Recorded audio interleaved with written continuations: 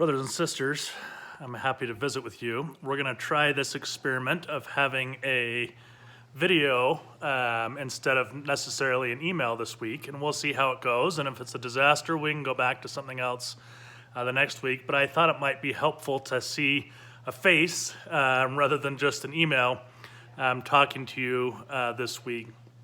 I have a few updates I wanted to give to you about the ward and how things are going, and I wanted to let you know how much I care and love you and appreciate you and all that you're doing.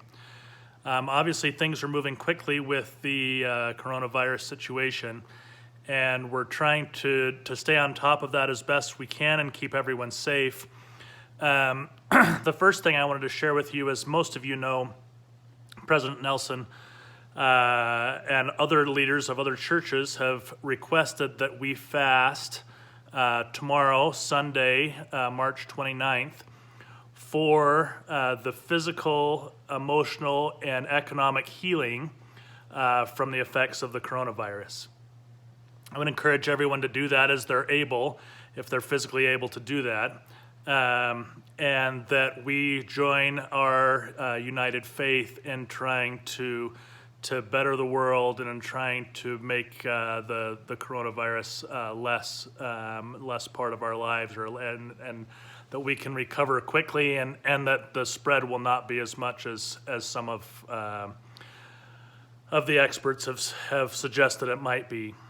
Along with that, with President Nelson's message, we noticed that we're a week away from General Conference. General Conference will be next Saturday and Sunday, and I encourage everyone to watch and to listen. And if there's ways that you can't do that, let me know, and I'm happy to help out as best we're able to figure out a way that you can watch and listen. But it will probably be one of the most watched and listened to General Conferences of all time. Of course, President Nelson gave his admonition in the last conference that this would be a special conference. And I would encourage you to read the Pearl of Great Price version of the first vision as you, this week at some point, that you prepare for General Conference by studying the Restoration, or at least studying the first vision in its entirety in the Pearl of Great Price. Today, we got a notice that sacrament for the next few weeks will be suspended for those that were going into other homes. Governor Herbert's directive to stay home and stay safe is being followed strictly by our stake, and they've asked us not to take the sacrament into someone else's home. You can still have sacrament in your own homes as you're able, but for temporarily suspension, at least for the next few weeks. So next week would be in General Conference. We wouldn't have the sacrament anyway. But tomorrow and probably the week after General Conference, we will not take sacrament to other people that other than in our families that live in our homes. I know that the leaders care about you and their safety, and they want you to be safe, and that's the reason for having this rule. They care about having the sacrament very much, and will institute that as soon as they're able going forward.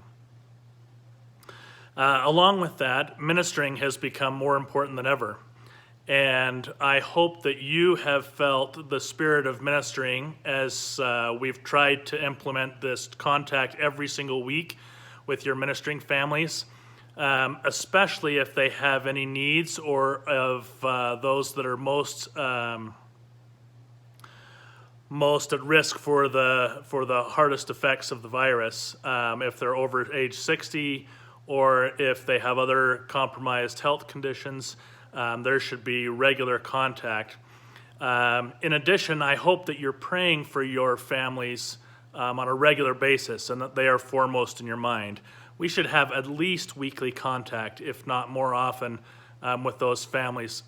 In addition, if you have any needs yourselves that you can have your ministering brothers or sisters help you with, don't be shy.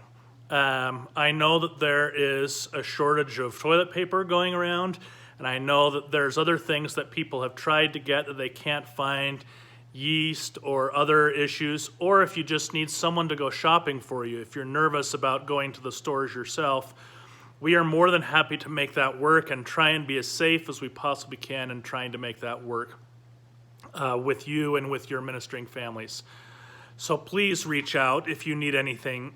We appreciate you. This isn't the time we ought to say we can do this ourselves, but it's a time we can pull together as one and try and meet all the needs that we have in our ward.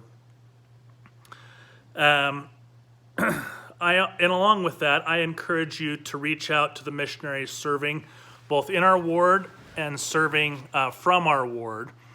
And I know that, for example, Cade Brazier will be home in a short time, and he will likely be reassigned, but he will be home for a few weeks.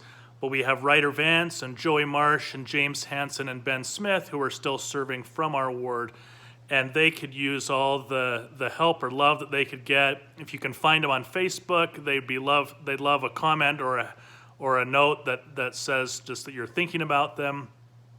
If you want to email them, I send out their email addresses in my previous email. Any of those things would be good. And also keep in mind the missionaries serving in our ward. I know that they're struggling trying to figure out how they can make everything work. They may be coming home. We may be getting other elders. I'm not even sure where that stands at this point. But anything we can do to pray for or care for the missionaries would be appreciated. One of the things that I have been able to do while I've been here in quarantine is to begin reading the Saints Volume 2. And I've been very impressed with the faith and the diligence of the early saints in trying to do what the prophets have asked.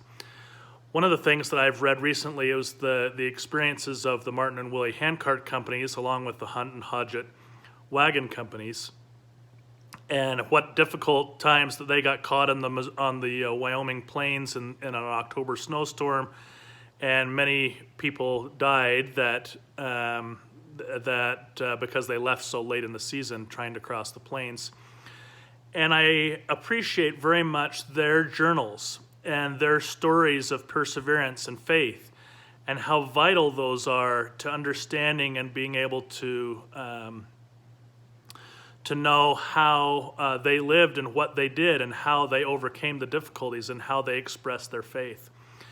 And so I would encourage you to write down in your journal or document your experiences about what it's like being home and what this is like in a time of trial and how you're persevering together. I encourage you to be positive and to be creative in how you react to the coronavirus, and that you can find ways that you can have fun and laugh.